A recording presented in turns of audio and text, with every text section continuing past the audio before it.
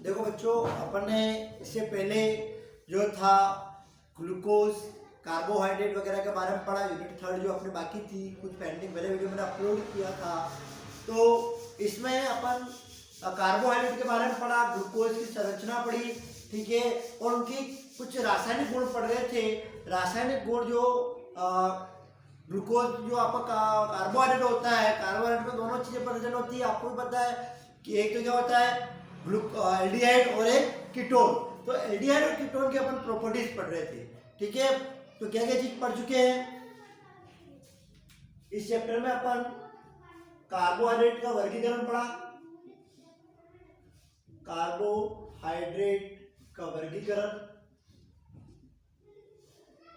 वर्गीकरण अपन ने कर ली थी स्टडी। दूसरी चीज अपन ने की थी इनकी बनाने की विधियां।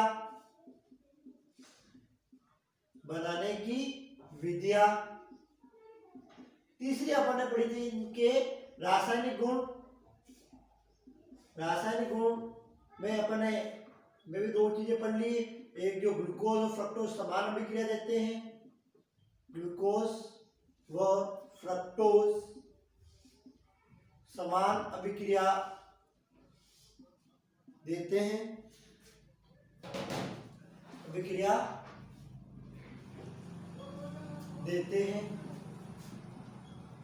दूसरी ग्लूकोज वाली अभिक्रियाएं बननी थी, पढ़ रहे हैं अपन, ठीक है। जो आपके टेस्ट जो होता है वो अभिक्रिया जो देते हैं उनके बारे में अपन बात कर रहे हैं। एक जो आप टेस्ट भली बातें जानते हो, मोलिस परीक्षण। क्या होता है? मोलिस परीक्षण। अब अपन इन सबके अलावा एक मोलिस परीक्षण की बात करेंगे, मोलिस परीक्षण।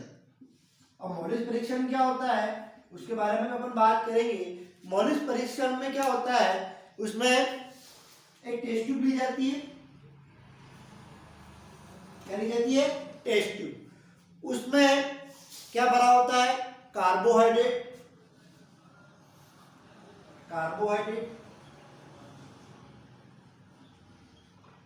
प्लस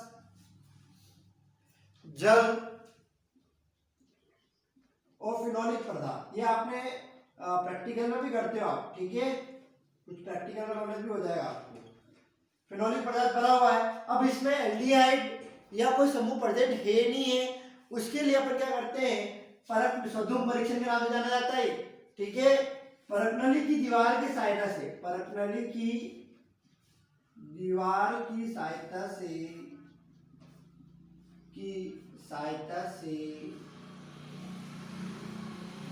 H2SO4 डालते हैं। क्या डालते हैं? H2SO4 को डालते हैं और ये अवक्षेप देता है।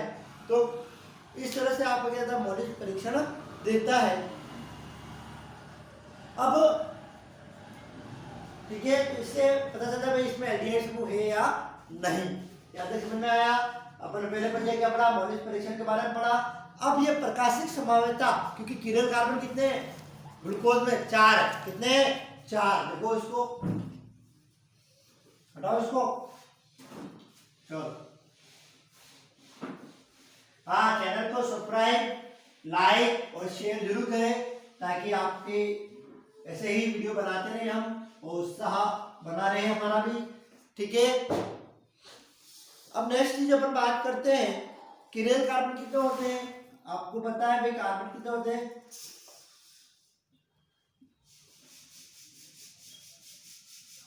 ठीक है, CHO, H, OH, H, OH, H, OH। देखो किरण कार्बन क्या है? Centre carbon. एक किरण, दो किरण, तीन किरण और 4 किरण। तो कार्बन कितने हुए? 4। तो प्रकाशिक संभाव्यता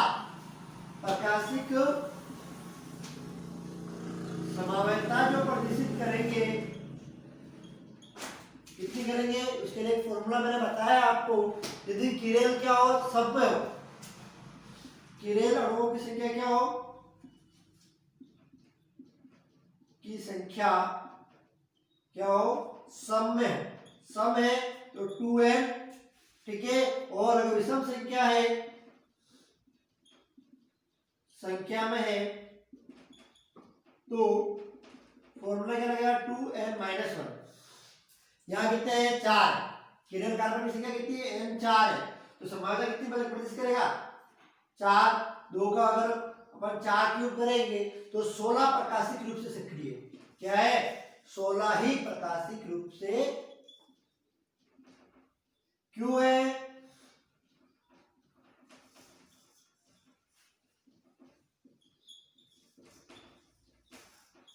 करते हैं।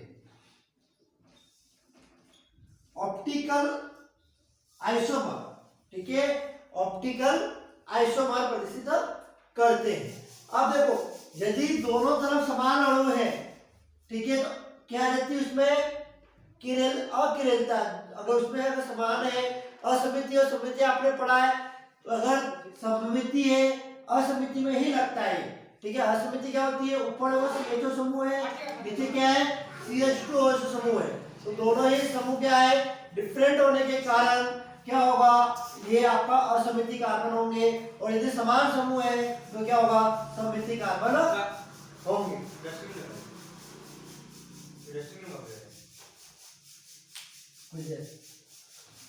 तो ये होगा क्लियर यहाँ पर, ठीक है। अब देखो एक क्लेनी संश्लेषण विधि, नेक्स्ट पढ़ रहे हैं अपन क्लेनी संश्लेषण विधि।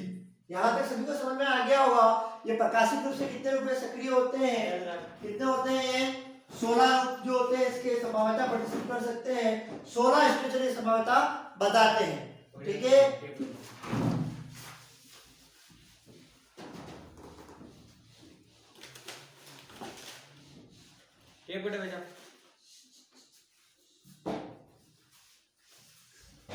हाँ देखो नेक्स्ट देखो, अब देखो क्लेनी संश्लेषण, ये भी इंपॉर्टेंट है आपके, क्लेनी संश्लेषण विधि के बारे में पढ़ रहे हैं। ये क्या काम आती है,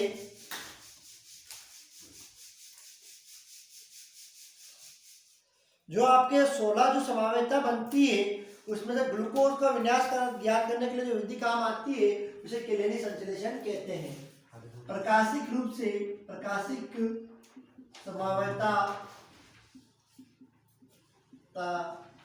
में से एक संरचना को एक ग्लूकोज की संरचना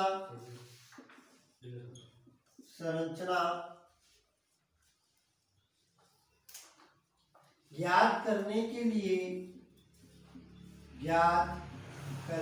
लिए जो विधि काम में आती है उसे क्लेनी संश्लेषण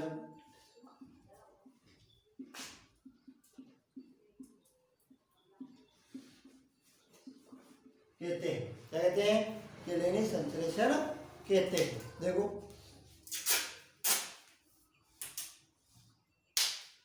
किस किस में काम आएगी, जैसे CHO CH2OH, ये आपका क्या है डीग्लिसरॉल्डिहाइड, क्या है ये डीग्लिसरॉल्डिहाइड।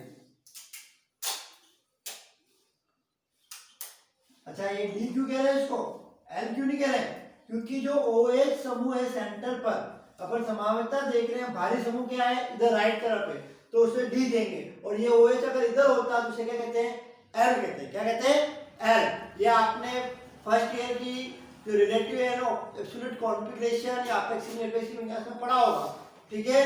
चलो क्या करा रहे हैं अपन, क्लेनी संश्लेषण करा रहे हैं। क्या करा रहे हैं, क्लेनी संश्लेषण करा रहे हैं।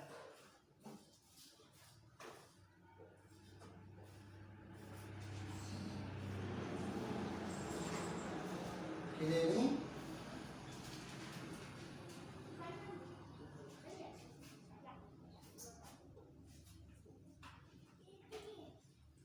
सॉरी एक और होगा इसमें,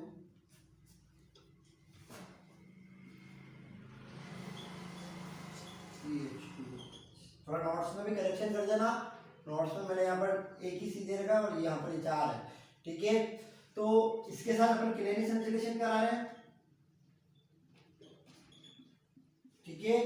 तो CHO CHOH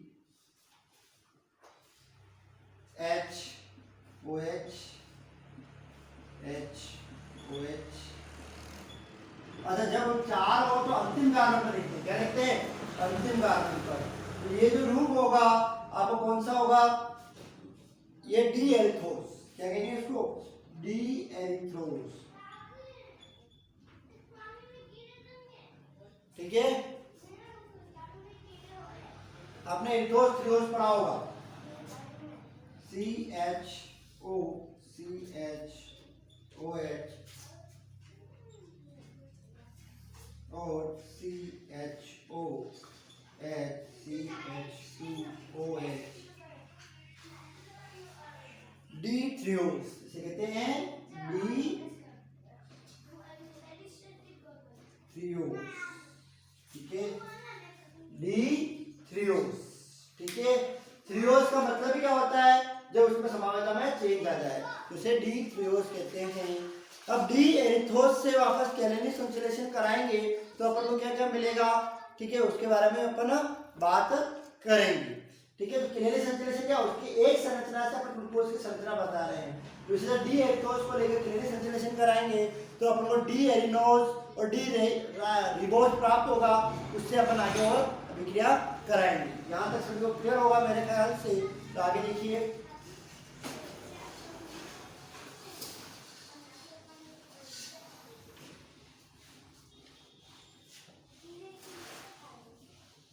देखो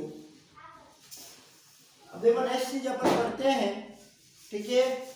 कैलेनी संश्लेषण की अपन ने क्या बनाया? डी एरिथ्रोज, क्या बनाया? D erythrose. अब डी एरिथ्रोज में एल्डिहाइड की संश्लेषण की ग्लूकोज की संरचना, तो मैं वीडियो पॉज कर दे इधर कर, बस रोक ले, इधर रोक हां। डी एरिथ्रोज में अपन अगर बनाए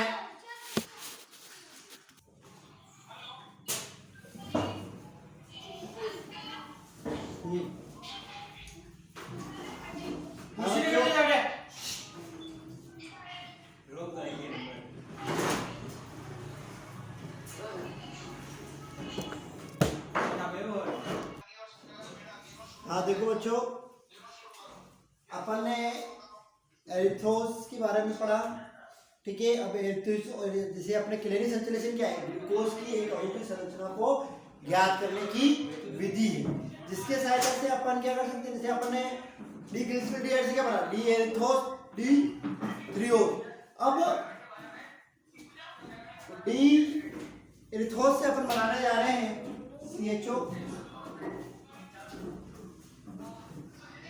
OH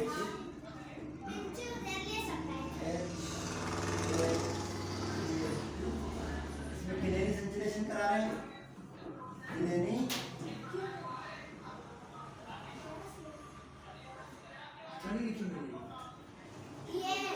संश्लेषण। और कैलेनी संश्लेषण में क्या होगा? एक कार्बन भी वहां बनेगा, ठीक है, ध्यान रखना। वो सही था उधर वाला, CHOH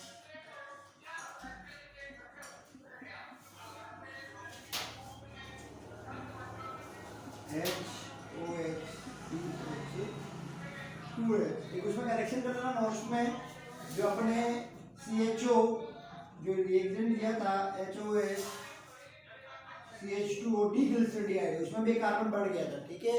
थोड़ा उसमें करेक्शन कर लेना आप,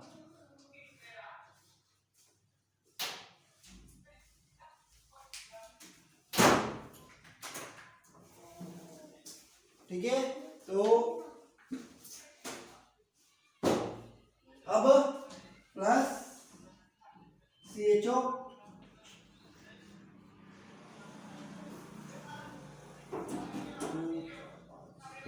CH2OH और समावता जो हमेशा जो होगी आपके, ठीक है, दो प्रकार की बनेगी।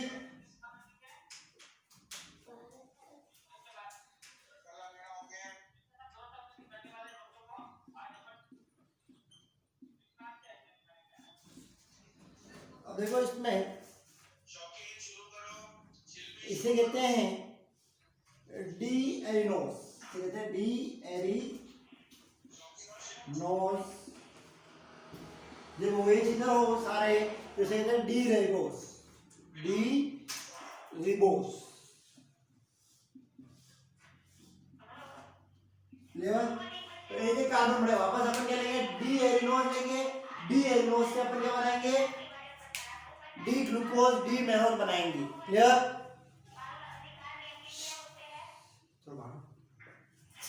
CHO HCOH HCOH CH2OH।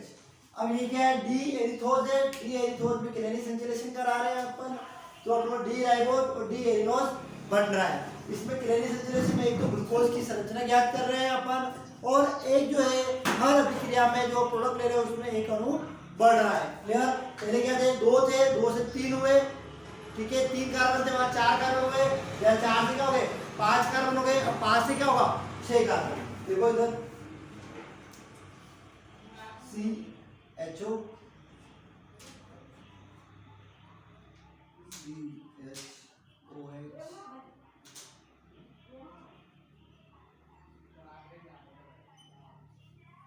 ठीक है, डी एरिनोस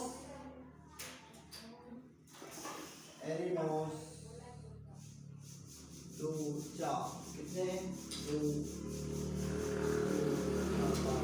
2 4 5। डी एरिनोस का किनेटिक संश्लेषण करना है,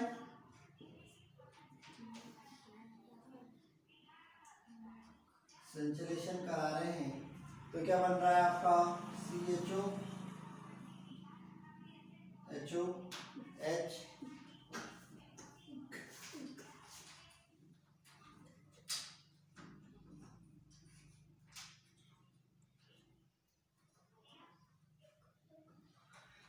और CHOH CH2OH। इसका करेंगे वही CHO CHOH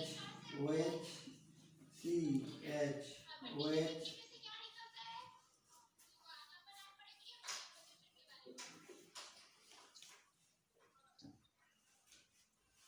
कोई भी दोस्त जो होंगे आपके HOH 2 4 5 2 4 HO HCH2OH। इसका नाम क्या होगा, इसका नाम होगा डी मेनोस। क्या नाम होगा, डी मेनोस। इसका नाम क्या होगा, डी प्लस ग्लूकोज। ठीक है, वापस रिपीट कर देता हूँ मैं, फिर अपन दूसरी चीज पढ़ेंगे। तो एरिथोज से अपने किनेटिक संश्लेषण कराया। हाँ देखो जो किनेटिक संश्लेषण अपन पढ़ रहे हैं, ठीक है, डी एरिथोज से किनेटिक संश्लेषण कराया। कितने कार्बन वाले हैं, 4 कार्बन वाले कितने, 5 कार्बन वाले, डी राइबोस डी एरिनोस। फिर डी एरिनोस से वापस क्या है, 5 कार्बन से कितने बने, 6 कार्बन वाले से डी ग्लूकोज डी मेनोस कहेंगे। ठीक है, किसी भी संरचना के जो लास्ट के या फर्स्ट के जो समूह में चेंज हो सकता है उसे अपन दोनों एक जैसे समान है उसे डी मेनोस कहेंगे। इसके आधार पर अपन आइडेंटिफाई कर रहे हैं, संरचना सेम है, और इसे क्या कर रहे हैं अपन, डी मेनोस डी ग्लूकोज। अब डी ग्लिसरीडाइड, इस तरह से अगर आप एल लोगे तो एल से बनेगा, और यदि आप ये लोगे तो आप ये बनेगा। ठीक है, यहाँ पे आपको सभी क्लियर होगा। चलो जैसे जब बात करते हैं अभी से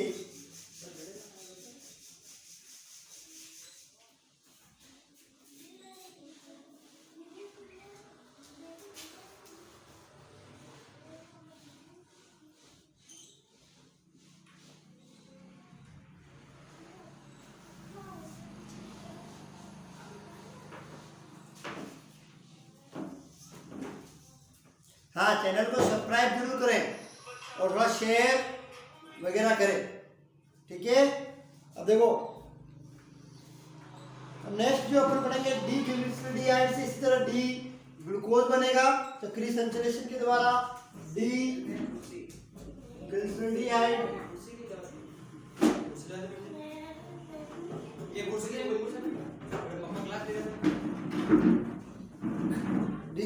ग्लिसरीडियाइड से ग्लूकोज, ठीक है, और एल ग्लिसरीडियाइड से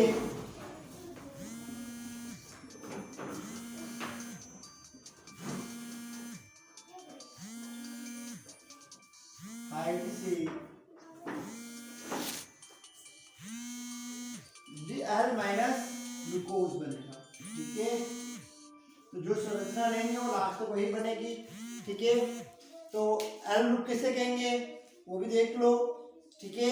CHO HO H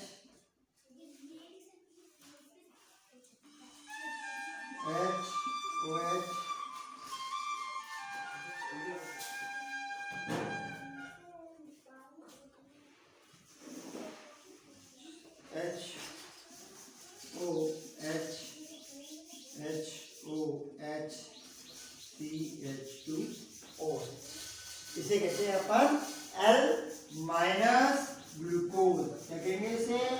L minus glucose. यहां तक लगभग सभी को क्लियर होगा। अब अपन ग्लूकोज की नेक्स्ट टॉपिक पढ़ेंगे, अपन ग्लूकोज की चक्रीय संरचना। क्या पढ़ेंगे? ग्लूकोज की चक्रीय संरचना।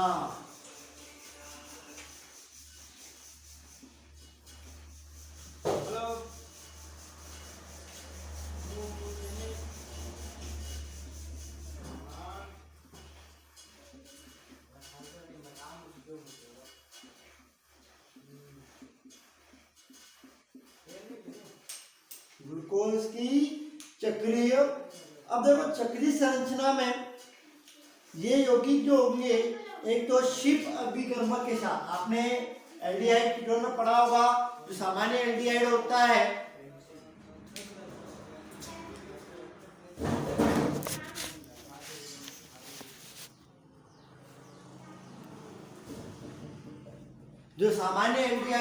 है वो क्या करता है, आपके शिप अभिकर्मक के साथ अभिक्रिया करता है, बट कुछ जो अभिकर्मक हैं वो अभिक्रिया नहीं करते हैं। अगर इससे पहले मैं आपको बताता हूँ, थोड़ा मोबाइल डिस्टर्ब हो गया होगा, तो इससे पहले अपन ने एल डी ग्लिसरीडियाइड से डी प्लस ग्लूकोज, एल ग्लिसरीडियाइड से एल माइनस ग्लूकोज की संरचना के बारे में अपन ने पढ़ा था। अब ग्लूकोज की चक्रीय संरचना के बारे में पढ़ रहे हैं। तो ग्लूकोज अब सामान्य एल्डिहाइड क्या देते हैं, शिप अभिकर्मक के साथ गुलाबी रंग देते हैं, बट ग्लूकोज की चक्रीय संरचना में जो एल्डिहाइड है वो शिप अभिकर्मक के साथ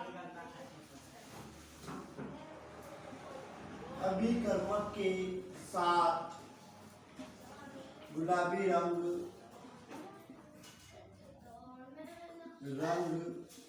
नहीं देता है। एक पॉइंट तो ये। और ग्लूकोज जो होगा, ग्लूकोज सोडियम बाइसल्फाइड वो अमोनिया के साथ योगात्पाद भी नहीं देगा, जो आपके एल्डिहाइड देता है, नहीं देता है, ठीक है। सोडियम सल्फाइड और अमोनिया यौगिक अभिक्रिया नहीं देता है योगात्पाद। आपने देखा होगा जो सामान्य एल्डिहाइड था, जैसे C double bond H NHO3, ठीक है, SO3 के साथ अभिक्रिया कराते थे, तो ये अभिक्रिया आपको CH3 COH N SO2 Na देता था, ठीक है, और ये नहीं देता ऐसा, ठीक है। ये अभिक्रिया इस तरह से योगात्पाद और अमोनिया के साथ अभिक्रिया नहीं करता है। और इसके बाद कौन कौन सी अभिक्रिया नहीं देता है वो भी बात कर लेते हैं अपन। ये इंपोर्टेंट है, जो पूछा जाता है आपके।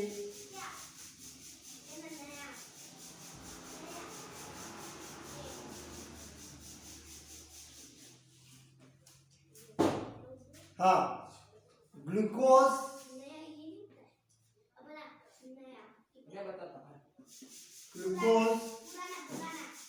को यदि ग्लूकोज को मेथनॉल के साथ अभिक्रिया कराए, किसके साथ कराए? मेथनॉल के साथ। मेथनॉल का एक नाम है वुड स्प्रिट भी कहते हैं, ठीक है। शुष्क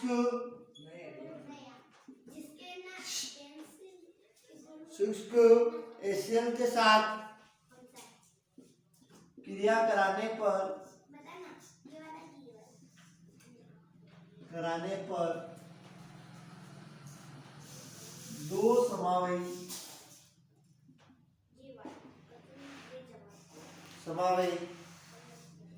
मेथिल ग्लूकोसाइड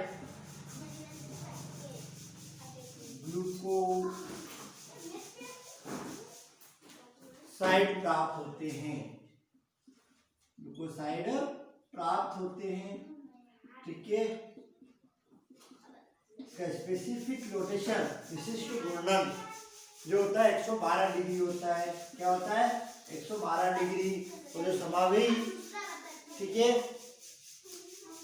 इसी प्रकार दूसरी कौन कौन सी अभिक्रिया देते हैं? ग्लूकोज की जल प्लस अल्कोहल के मिश्रण में क्रिस्टलीकरण कराए। अल्कोहल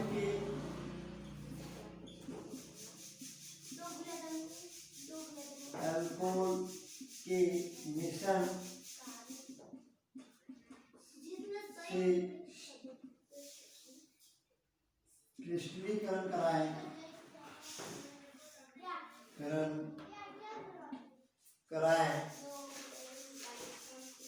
तो क्या प्राप्त होगा? अल्फा समावयी प्राप्त होगा। क्या होगा? अल्फा समावयी प्राप्त होगा, ठीक है। और ग्लूकोज का यदि pyridine क्रिस्टलीकरण कराए, ग्लूकोज का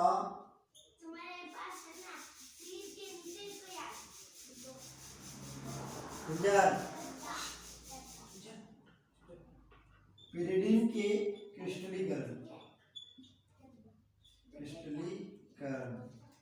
जब pyridine का सूत्र आपको नहीं पता देख लो, ये इस तरह सूत्र होता है, ठीक है। सक्रिय यौगिक होते हैं, कराएंगे तो क्या प्राप्त होगा? Beta glucose. क्या प्राप्त होगा?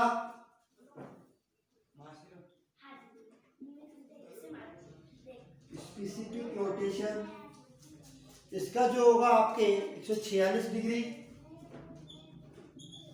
इसका होगा 148 से 150 डिग्री सेल्सियस। क्लियर?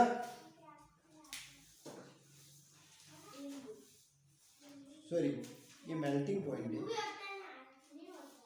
इसका मेल्टिंग पॉइंट है ये, और ये इसका मेल्टिंग पॉइंट है।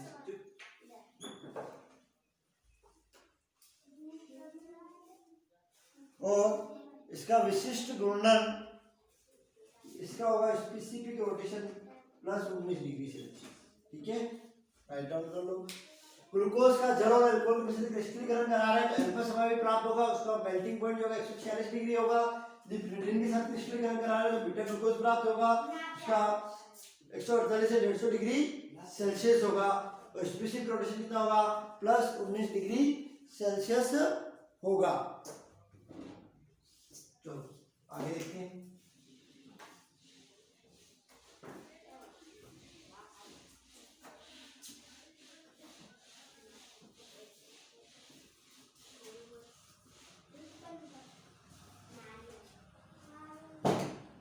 ठीक है, बाकी चीजें अपन कल अगली क्लास में पढ़ाऊंगा मैं, ठीक है। परिवर्तित ध्रुवण गुणन, ठीक है। और मेरे चैनल को सब्सक्राइब करें, लाइक करें और शेयर करें, ठीक है। इसका वीडियो मैं अपलोड कर दूंगा, आपको ग्रुप पे लिंक भेज दूंगा और आप सभी को देखना है, ठीक है। Thank you.